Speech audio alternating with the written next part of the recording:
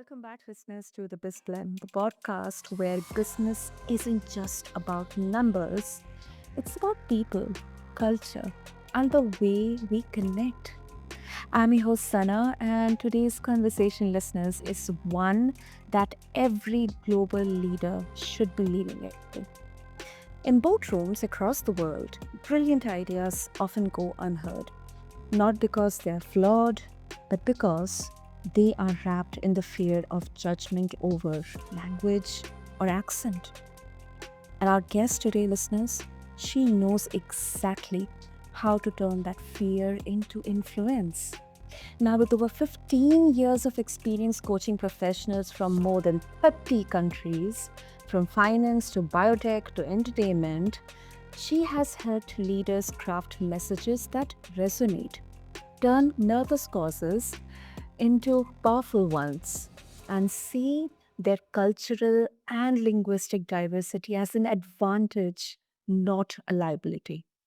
As a leadership communication coach, she has built a community of over 1 million followers, empowering executives to lead with confidence in English, whether it's their first, second, or even third language. So, today we are going to explore leadership communication in a global context, the strategies, the mindset shifts, and yes, even the uncomfortable truths that help leaders rise above the noise. So, listeners, let's welcome my incredible guest, Tannia Suárez. So, Tanya, welcome to the show, and I'm absolutely excited for our conversation. Thank you so much for having me. I'm excited to talk about this very, very important leadership topic. Definitely, definitely. And Tanya, before even we begin with the conversation, I just would like to share my personal experience, because in India as well, um, English is kind of the second language, and we have such a, vast country with different languages in there. So it, it's kind of very common that, you're coming from a place where English is not a first language, and you're having that, uncomfortable, um, the discomfort, that hesitation to even communicate anything, and that kind of affects your confidence, your motivation, your performance as well. Because listen, everybody's speaking flawless English, in meetings, in normal conversations, during coffee conversations. So yeah, I can absolutely understand that. So I'm really, really honored and blessed to have this opportunity to host you. Well, thank you so much. That was really kind. Okay, let's begin, Tanya. So from your experience, what is the single biggest communication barrier non-native English speaking executives face when addressing global teams? I would say the top insecurity that I see with my clients is that disconnect between their expertise and their communication. So they're usually coming from a career position that they're used to being respected. They know that they know their content, that they know how to lead. However, when they're making that career pivot into leadership positions in predominantly English speaking companies, there can be a real shift in their confidence and even their ego, feeling that their communication level is so much lower in English than their expertise or their ability to communicate their expertise in their native language. I agree. I agree. So is it really, it's more of a confidence and mindset challenge, right, Tanya? Absolutely. I find that it often gets mislabeled as imposter syndrome, but it's a unique experience of the non-native speaker, of the international executive, because it's not insecurity about their knowledge or their leadership abilities. It really becomes an insecurity about their communication, their ability to communicate at the level that they wish they could. Mm. Yeah, that's surprising, but it definitely makes sense, Tanya. And I think it's powerful to think that barrier isn't always external, but internal as well. Apps. Honestly, most of the coaching that I do with leadership communication, because it's with non-native speakers, while they come to me thinking that the solution is more English and that they need more grammar, more vocabulary, what it really becomes, it morphs into mindset training. And of course, the communication strategies and certain phrases that you might need, but at the level that you're performing at when you're an executive in an international or multinational company, your English is good enough. You already got hired. They see that you Yeah. have the skills. And so it's accepting that English might not be the problem, the communication style is the actual issue.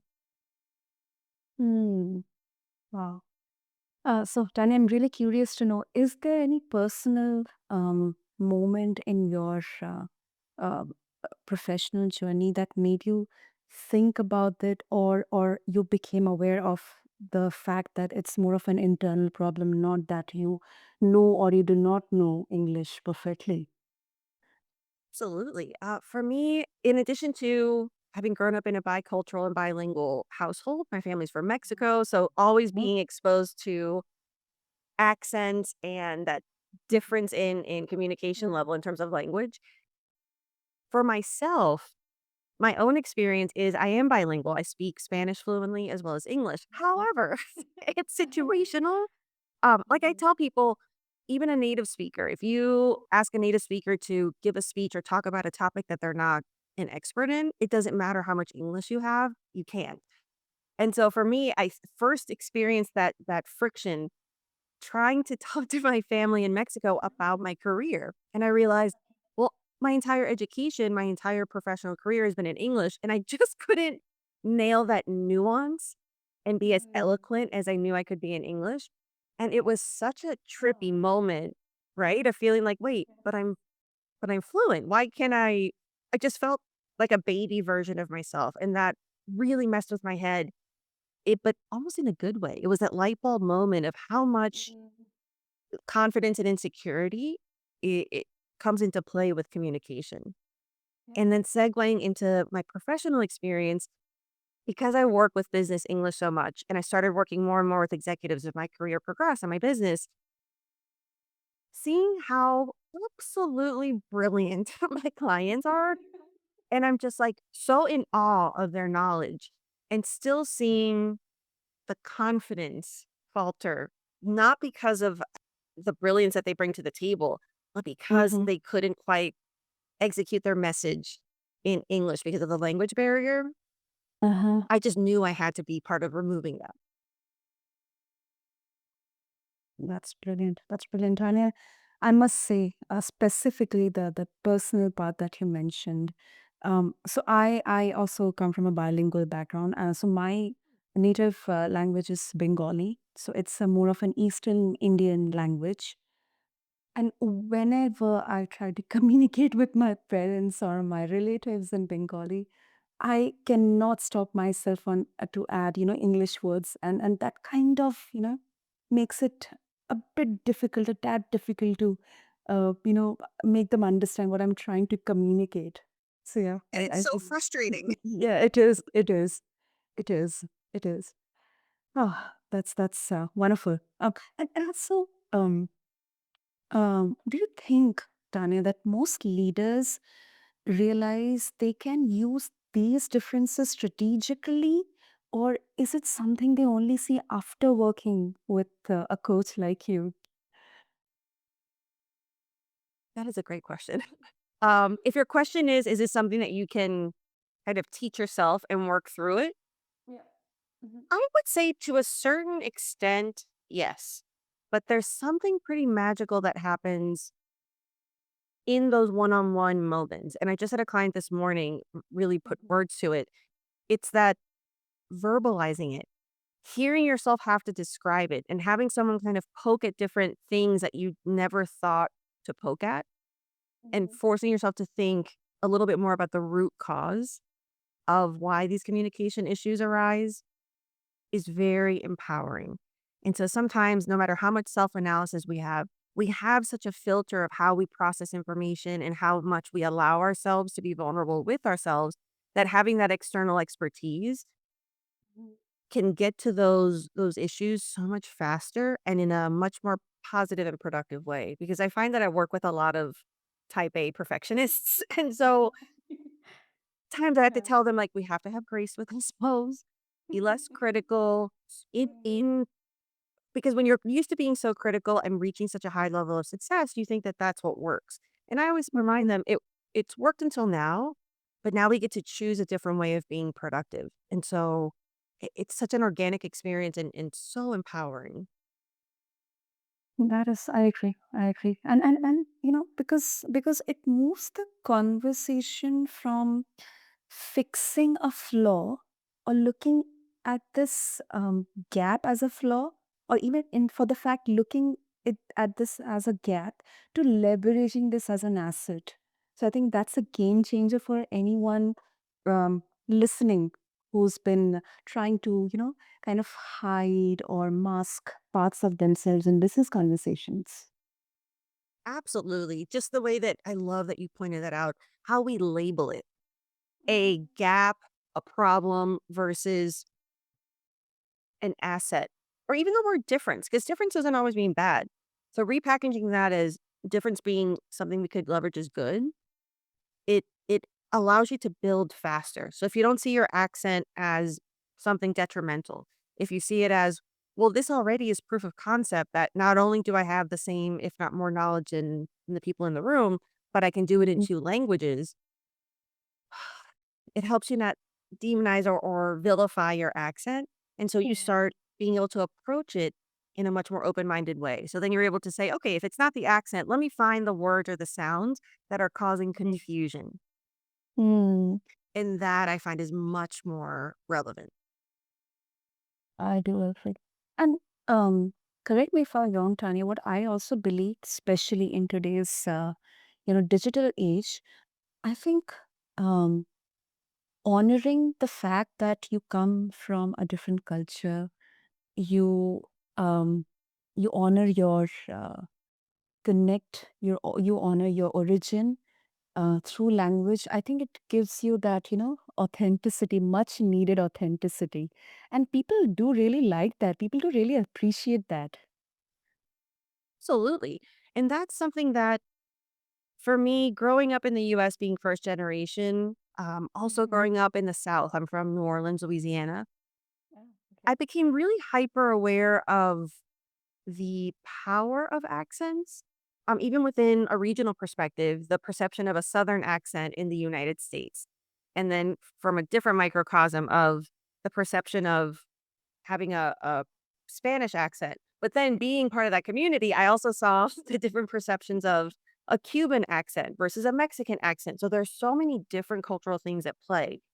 And I became, for a while, it was a really negative experience in having to work through that insecurity and work through, how do I get opportunities regardless of the bias.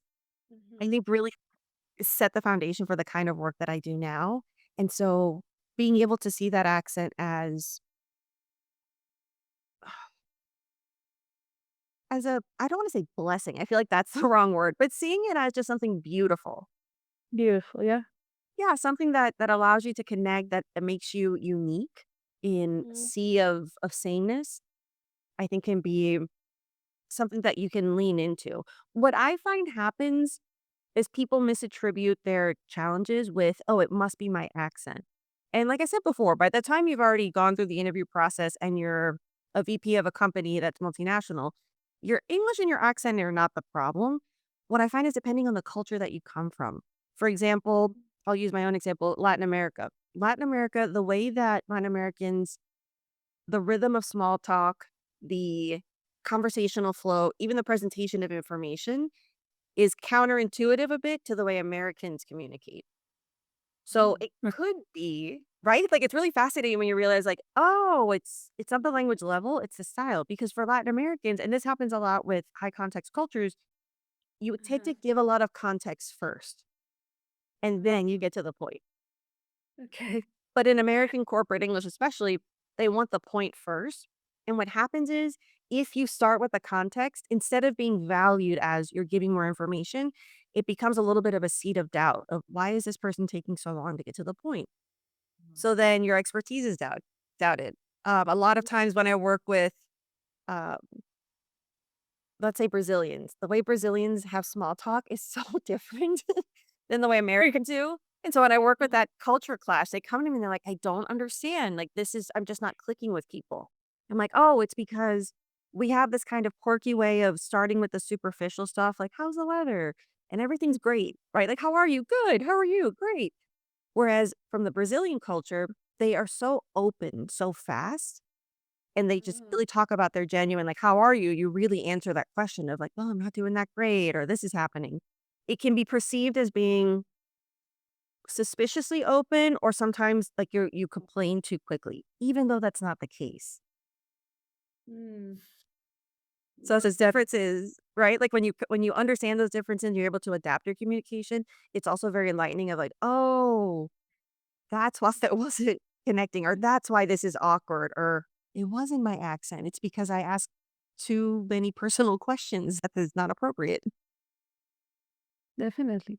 And then I believe, Tanya, that this works at both the sides, because now we are so much connected globally. I mean, Tanya, I'm sitting in India, you are sitting in the US, we are communicating. So we are connected globally. And, it's so important to realize that cultures are different. You're coming from different backgrounds. So instead of looking at this from a judgment POV, let's look at this from more of an embracing POV, that you're embracing something, you're appreciating, you're honoring from both the sides. Absolutely. And that can be really challenging because it really makes you analyze your own bias, your own internal perceptions. And so it's kind Mm. of a dual approach. And the reason I love working with executives so much is because the impact. It's not just I'm impacting their communication, but how people under them and people above them experience their work. And so part of it is, okay, this is how my accent's being perceived. This is how I can leverage it. But also, when you're in like you said, like this global economy, you're going to have team members from other cultures. And so part of it's also training you to understand if this is happening to me, how are my team members also potentially not communicating in a way that I'm understanding their true intention. And so what about their culture can I learn that then facilitates me understanding and perhaps sometimes standardizing some communication styles for the team perspective. And when I work with non-native speakers, but I have a lot of conversations with leaders who are native speakers just with the networking that I do and the connections that I have. And it is always so surprising when I share this kind of information with them that they are completely oblivious. And the light Mm. bulb moment of, oh, you know what? I have this guy who I work with who's from Italy and I see what you mean. So that's why he tells a story in that way. And I think there can be a little bit of because American English is so standardized in the global sense, Yeah. a little bit of entitlement there or expectation that everybody needs to adapt to that style with Definitely. without the empathy that you're talking about. And so being able to have those conversations that when you're in that position, you can then talk to native speakers and say, "Hey, maybe you're having this problem with your team because they happen to be all from Russia and this I know this of their communication style." So spreading that awareness and increasing that empathy is really important to me. Absolutely, absolutely. I couldn't agree more with you, Tanya, on this. Now, a bit of a nuance aspect in the conversation, more about the skepticism around this, that some leaders, they would argue that in high stakes situations, for example, pitching to investors or negotiating, accent and language differences can be a disadvantage no matter how confident the speaker is. So, how would you respond to that? I would say it is not unfounded. Statistics show that there is a level of accent bias, especially when it comes to securing funding. Like you said, like talking to VCs, pitching for startups, or even within the company. Okay. I would focus more on the personality in those situations because a lot of times when I do coach startups who are in the funding phase, the focus tends to be, well, let me really perfect what my product is. But Okay. understanding that when you're securing funding, it's such an emotional process. And a lot of investors, they're investing more in the personality of the leader and the potential of the leader as much, if not more, as they are in your product or service. And so to be able to have that ability to be personable, to showcase your personality, to make those connections over seemingly trivial things like you both love dogs, but that's going to then lead to conversations that are deeper, which leads to trust. And a lot of times, the non native speaker experience or insecurity makes you think, I have to build trust with the technical. And they miss out on building trust with the personal. Mm. And that can make a big difference in overcoming the accent bias. Because I find in my analysis of these situations, Mm-hmm. part of it could be situations with or negative perceptions of accent.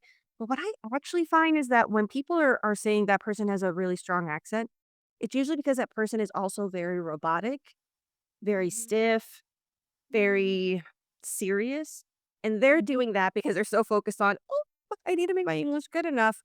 And so they're Yeah. not allowing themselves to be seen. I had this really interesting experience where I had one client who was fluent as fluent could be. If you tested him, I'm sure it would be the highest mark. And then I Okay. had another client who was intermediate in terms of English level. But the intermediate client was so okay with making mistakes and not having the perfect grammar structure that he was able to be funny, which is really hard in a second language or third language.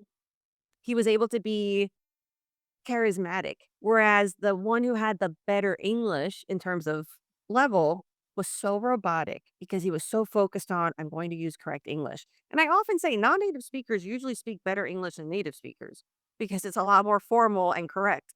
Yeah. But that comes across as unnatural or robotic. And so to see that juxtaposition was such a light bulb moment for me in terms of my coaching of like, it's the personality. I got to get you to, so I'll often have people give me videos of them or having a conversation of them speaking in their native language to me. Even if I don't know the native language, I get to see the energy. And so my goal is to match that lightness, that energy, that style, that humor style in English. And then that allows you to connect better with, in this scenario, with VCs or to be able to have an elevator pitch that connects versus an elevator pitch that just checks a box.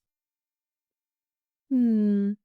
That's an interesting point, Tanya. I think this definitely gives a lot of encouragement in there that it's not just the flawlessness, but you can be flawed, but then it kind of depends on your personality, impact that you're making, and the efficiency as well.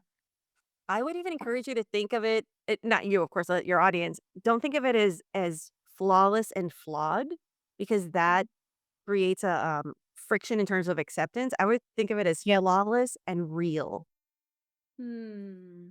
And when you see real, your brain will embrace that more. It's like, yes, of course I want to be real because then that leads to natural, that leads to personality. And so I find that that goal instead of, because when you're talking to high performers, if you tell them be okay with making mistakes and be okay with being flawed, that's just not going to land. It's a type of person who always strives for perfection or perceived perfection. So the word choice and how you choose to grow in this moment of your language development and leadership is really Mhm. important. Hmm. Yeah. Yeah, that's a good thing that you pointed out. And Tanya, before we wrap up, I know we have a time constraint, but I wish we could go on and on. But um, some executives feel they shouldn't have to adapt their communication style. That if their audience wants their expertise, they should meet them where they are. So, what's your take on that? I am so glad you brought that up. That's actually came up in two conversations I had this week. Okay. Oh, I love this topic. Okay. So what happens there is it's usually one of two things. One, there's a little bit of resentment that English and specifically American English has become the standardized norm. And so I understand where it's like, well, if I'm going to change, I want you to change too.